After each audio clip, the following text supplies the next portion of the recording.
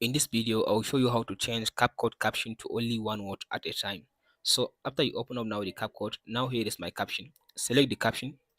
After you highlight your caption like this, then go to this text, go to animation. Under the animation, go to caption.